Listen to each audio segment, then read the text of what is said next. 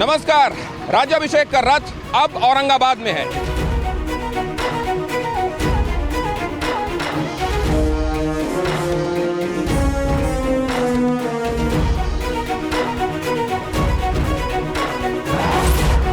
बिहार के औरंगाबाद की पहचान है ये देवार्क मंदिर, सूर्य मंदिर, जिसे कब बनाया गया था इसके बारे में कई तरह की मान्यताएं हैं। एक तो यह शिलालेख जो बताता है कि 3री से 6ठी शताब्दी के बीच में गुप्त काल में इसे बनाया गया था। लेकिन अगर सूर्य पुराण में जो वर्णन है उस पर आप जाएंगे तो देवासुर संग्राम में जब असुरों की जीत हुई तो देवताओं ने तपस्या की, कश्यप अदिति ने तपस्या की और उसके बाद भगवान आदित्य तेजस्वी भगवान भास्कर प्रकट हुए और उसके बाद देवताओं की जीत असुरों पर होनी शुरू हुई। यहाँ पर आप देखेंगे तो बहुत सारी मूर्तियां खंडित मिलेंगी। कहा यह भी जाता है कि यहाँ पर मुगलों ने आक्रमण किया था, वो इस मंदिर को ही तोड़ना चाहते थे। लेकिन जब यहाँ के लोगों ने उनसे फरियाद की कि ऐसा मत कीजिए, हमारी धरोहर है, तो उन्होंने ये कहा कि इसके लिए एक शर्त है। इसका जो गेट पूर्व की तरफ है, दरवाज़ा पूर्व की तरफ है, अगर वो रातों रात पश्चिम की तरफ हो जाएगा तो हम इस मंदिर को छोड़ देंगे। लोगों ने यज्ञ हवन पूजन किया और कहते हैं रातों रात इसका जो दरवाज़ा पूर्व की तरफ था वो ये दरवाज़ा पश्चिम की तरफ हो गया। 12 सूर्य मंदिर जो भगवान कृष्ण के पुत्र सांब की तरफ से पूरे देश में स्थापित किए बताए जाते हैं, उनमें से ये अकेला है जो पश्चिमाभिमुख है, बाकी सर्व पूर्वाभिमुख हैं। आइए अंदर चलते हैं। मंदिर न्यास समिति के सदस्य गंगा भास्कर जी यहाँ हमें मिल गए हैं, उनसे हम बात करते हैं। छठ के समय तो बहुत भीड़ उमड़ती होगी यहाँ। साल में 2 मेला लगते हैं, कार्तिक एवं चैत माह में। लगभग यहाँ 10 से 15 लाख श्रद्धालुओं का आगमन होता है और वे छठ करते हैं, अपनी मनोकामना पूर्ण करते हैं, उनकी मन्नतें पूरी होती हैं। पिछला चैत मेला नहीं लग सका कोरोना काल के कारण। अगला जो कार्तिक मेला है उसकी संभावनाएं हम लोग जता रहे हैं कि शायद सरकार का रुझान होगा इस ओर, तो हम लोग को छठ इस बार कर पाएंगे। कोई ऐसी बात जो सूर्य मंदिर के बारे में विशेष तौर पर आप बताना चाहते हो जो दुनिया को पता होनी चाहिए? ये भास्कर मंदिर जो है सूर्य का 3 रूप में स्थापित है। उदय ब्रह्म रूपेण, मध्याह्ने तु महेश्वरा, अस्तमाने स्वयं विष्णु, त्रिमूर्ति च दिवाकरा। जब सूर्य उदित होती है उस समय ब्रह्मा के रूप में होते हैं। मध्याचल में जब आते हैं सूर्य, मध्याचल में सूर्य आते हैं तो वो महेश्वर के रूप में होते हैं। अस्तगामी जब होते हैं, जब सूर्यास्त होने लगती है तो वह विष्णु के रूप में स्थापित हो जाते हैं। जब तीनों मूर्तियों को एक जगह स्थापित करके पूजा किया जाता है वह सूर्य का रूप हो जाता है। इस पूरी पृथ्वी पर एक देवार्क क्षेत्र औरंगाबाद से पूरब की ओर 15 किलोमीटर दूरी पर यह देवार्क क्षेत्र देवग्राम स्थापित है। यहाँ पर सूर्य नारायण का बहुत विशाल और उत्कृष्ट नमूना शिल्पकारी में बहुत उत्कृष्ट है।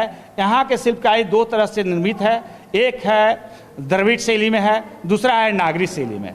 यहाँ के शिल्पकार जो भी इस मंदिर को बनाया है वह बलुई पत्थर से निर्मित यह मंदिर है। इस मंदिर में जिस समय बनाया गया है माना जाता है यह 2री शताब्दी से लेकर 8वीं शताब्दी के बीच माना जाता है। बहरहाल ये यहाँ का सबसे मशहूर और औरंगाबाद की पहचान सूर्य मंदिर है। क्या सामने की तरफ जैसे एल को उनकी तमाम दुश्वारियों से यहाँ निजात मिली थी, क्या बाहर कुछ वोटर्स भी मिलते हैं जिनको चुनाव के दौरान सियासतदानों से उनकी दुश्वारियों से कुछ निजात मिलने की उम्मीद हो? आइए चलें बाहर देखते हैं।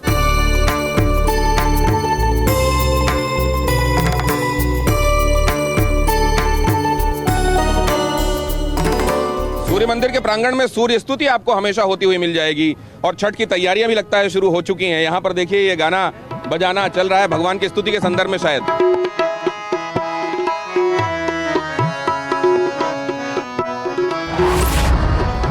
समझ बुझ के करिहा मत धनवाए भैया मानिला कहनावा, समझ बुझ के करिहा मत धनवाए भैया मानिला कहनावा, मानिला कहनावा भैया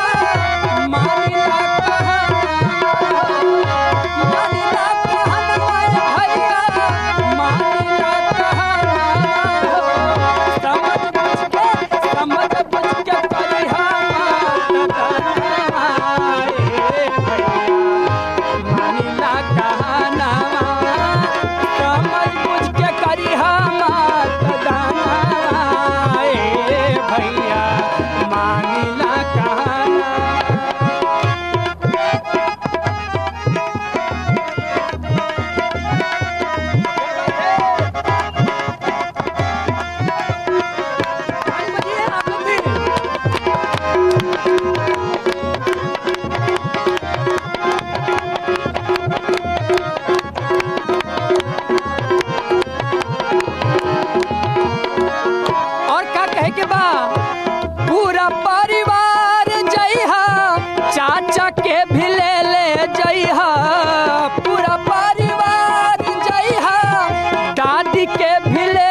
जइहा और जइहा और जइहा पूरा परिवारवा ए भैया मानिला कहना मानिला ना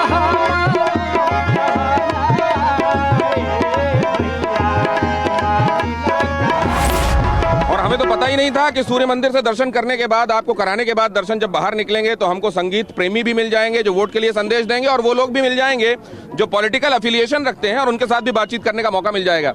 राजेंद्र जी हैं जो कि वामपंथी विचारधारा से ताल्लुक रखते हैं, रामानुज जी जेडीयू से ताल्लुक रखते हैं, आलोक जी हैं भारतीय जनता पार्टी के, राजेंद्र जी हैं, हमारे साथ कांग्रेस की तरफ से रत्नाकर जी जुड़ रहे हैं, राजदेव जी जुड़ रहे हैं राष्ट्रीय जनता दल की तरफ से, विनोद जी क्या कमाल के आप खड़े हुए हैं, तने हुए, ये भी राष्ट्रीय जनता दल से ताल्लुक रखते हैं। लेकिन सबसे पहले ये समझा जाए, तेजस्वी हर रैली में कह रहे हैं कि नीतीश कुमार थक गए हैं। थक गए हैं क्या नीतीश कुमार? जी नहीं थके हैं।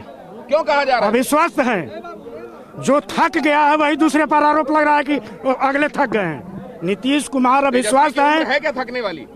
थक गए हैं, विधि व्यवस्था दे करके बिहार में चुनाव की स्थिति दे करके थक गए हैं, इसलिए दूसरे पर आरोप लगा रहे हैं। इस बार का चुनाव विकास बनाम विनाश के ही धरे पर लड़ा जाएगा।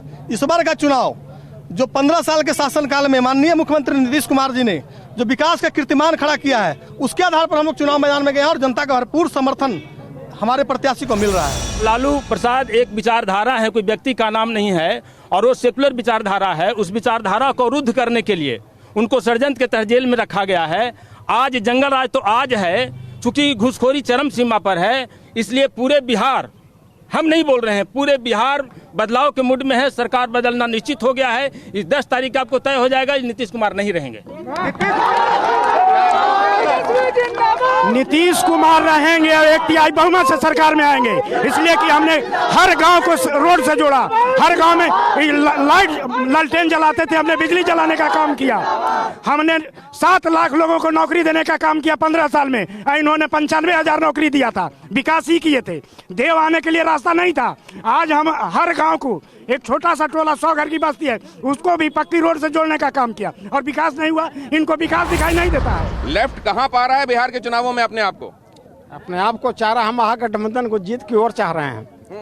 महागठबंधन के हम 100% साथ दे रहे हैं। हमारी लड़ाई फासिस्टों से है, हमारी लड़ाई सांप्रदायिक शक्तियों से है, हमारी लड़ाई जनतंत्र के प्रेमियों से है। आज जनतंत्र की हत्या हो रहा है। जनतंत्र के प्रेमियों से लड़ाई है आपकी? नहीं, जनतंत्र के विरोधियों से लड़ाई है। अच्छा, हाँ। और आज जो है सुशासन बाबू से हम सवाल करते हैं कि कल ही बाप और भाई के सामने माँ बहनों को रेप किया जा रहा है, कहाँ सुशासन बाबू? बिहार उस दौर से निकला है, बिहार उस दौर से निकला है, मुजफ्फरपुर में बेटियों को रेप किया जा रहा है, कहाँ है? फिर वामपंथ के सहारे कहाँ है? राष्ट्रीय जनता दल दो बाप को मारा गया, बेटी को मारा गया, कहाँ है आप? बेटी को मारा गया, रेप किया गया, कहाँ है आप? सुशासन बाबू आप कहाँ है? बौखलाहट से कुछ नहीं होने वाला है। बिहार विकास की ओर अग्रसर है और बिहार की नई कीर्तिमान हम देखिए आज 5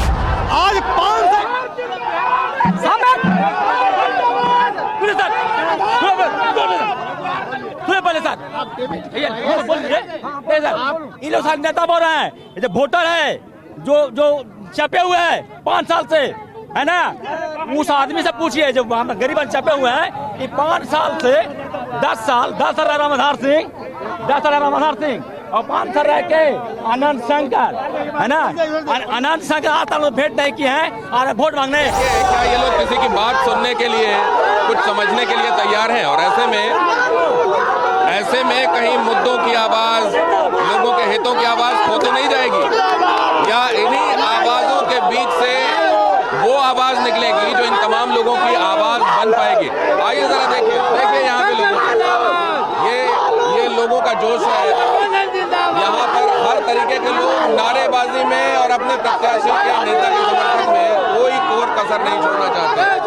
शायद उनको ये भी लगता है कि इस समय जबकि टेलीविजन चैनल चुनावी कवरेज में निकले हुए हैं, नारे लगाता हुआ उनका चेहरा भी दिख जाना आवश्यक है, और इसी तरीके से पार्टी में उनके नंबर बनेंगे। क्या ऐसा ही है?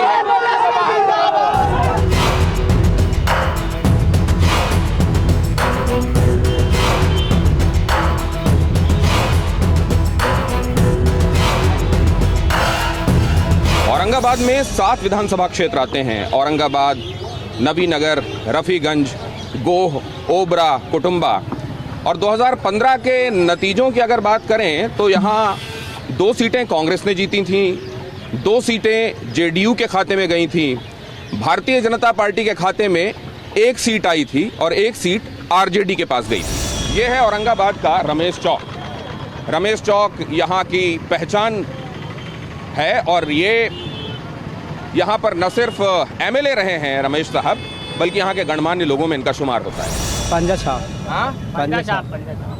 किसका भारी है भैया? पंजा पंजा भारी है पंजे का। पंजा। जिस तरह से एनडीए सरकार 2014 में जो बोले थे कि युवाओं को 2 करोड़ का रोजगार मिलेगा, वो आज तक अभी तक पूरा नहीं हुआ है। उसी के मन बहलाए हुए हम लोग युवा लोग थे जो 2014 में मोदी का सरकार लाए थे, जो बोले थे कि 2 करोड़ युवाओं का रोजगार मिलेगा, आज तक नहीं मिला। उसी तरह हम लोग 2020 में राजद का सरकार चाहते हैं। 4 बार टेट पास होकर भी आज बेरोजगार हैं। 10 साल से बैठे हुए हम लोग। सरकार के तरफ से टाल मटोल की नीति अपनाई जाती है, बार बार बहाली फंसा दी जाती है, हम लोग को रोड पर छोड़ दिया गया। राज्याभिषेक कर रहा था, पहुंचा हुआ है रमेश चौक और यहाँ पर भारतीय जनता पार्टी के कुमार सौरभ सिंह हैं, कांग्रेस के आशुतोष हैं और सिनेश राही जी हैं जो कि भारतीय कम्युनिस्ट पार्टी के हैं। लाल गमछा बता रहा है विचारधारा को भी, इनफैक्ट गमछे सबके सब बता रहे हैं और यहाँ तो दिल में ही कमल खिला हुआ है। आप बड़े साफ तौर पर देख सकते हैं कि पिछले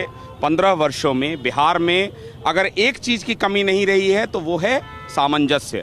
कहीं भी सरकार में द्वंद्व की स्थिति नहीं है, कहीं भी क्लैरिटी की कमी नहीं है, कहीं भी रोड मैप की कमी नहीं है।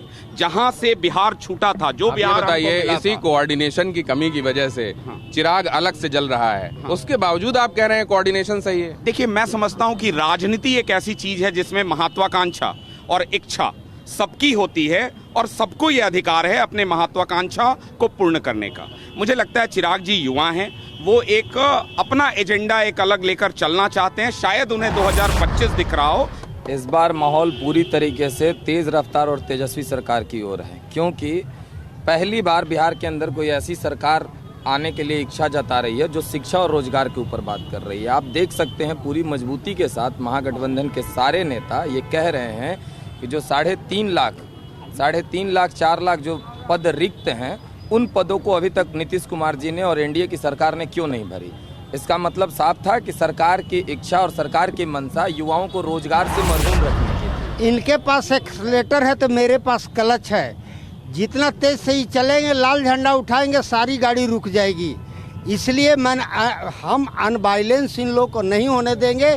इन सरकार को बाइलेंस करने के लिए ही सीपीआई आई है लाल झंडा लेकर के कि आप तेज चलेंगे, एक्सीडेंट नहीं होने देंगे। ये मेरा बाइलेंस करने के लिए लाल झंडा है। कई बार आप लोगों का लाल जो होता है वो गाड़ी चलने नहीं देता। ऐसा नहीं है। आप अगर देखेंगे तो मनमोहन सिंह सरकार से जब हम समर्थन वापस लिए थे तो उन्होंने अमेरिका में जाकर के इंटरव्यू दिया था और कहा था कि वामपंथ को जाने से मेरी सरकार तो बच गई, लेकिन एक ब्रेकर जो गलत कदम को रोकता था वो चला गया। वो मुझे अफसोस है, इसलिए हम ब्रेकर को रोकते हैं, गलत रास्ते पर नहीं जाते हैं। मुझे लगता है वामपंथ अब जो है शोकेस में रखने की चीज हो गई है सबसे पहले। और बिहार में अगर सबसे ज्यादा वामपंथ तो है नहीं, कश्मीर से कन्याकुमारी तक अब कुछ एक जगह पर ये सिमट कर रह गए हैं। दूसरी बात यह है कि अगर बिहार में अगर सबसे ज्यादा किसी चीज से डरना चाहिए तो बिहार ने लाल आतंक झेला है। फिक्र आपकी, सोमवार से शुक्रवार रात 9 बजे सिर्फ TV9 भारतवर्ष पर।